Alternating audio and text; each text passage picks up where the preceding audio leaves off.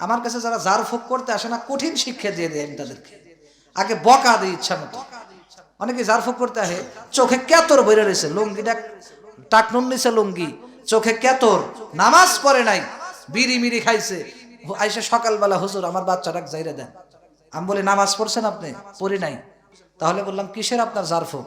নিয়ে যান আপনার সন্তান, আপনাকে জার ফুক করে আমার লাভ নেই। আপনি নামাজ পড়েন না, আপনার স্ত্রীকে বিপর্দায় রাখেন, কি হবে আপনার সন্তানকে জার ফুক করে? আপনি নিজে নামাজ পড়েন, আমল করেন, বাসায় কোরআন পড়েন, তাহলে দোয়া করেন, একাই ঠিক হয়ে যাবে বাচ্চা। জার ফুক করতে বলা, নামাজের খবর নাই তোমাদের আল্লাহর কাছে দোয়া, কারণ মা বাবার দোয়া সন্তানের জন্য বেশি কবুল হয় কিনা সবাই জানি।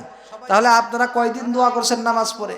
হাদিসে আছে যেই ঘরে কোরআন পড়া হয় সেই ঘরে শয়তান আসে না, যেই ঘরে কোরআনের তিলাওয়াত হয় না ওই ঘরে শয়তান বাসা বাঁধে। ঘরের ভিতরে শয়তানের বাক্স টেলিভিশন চালাই দিছো, নামাজ নাই, কালাম নাই, আর স্ত্রী পাঠাই চাকরিতে।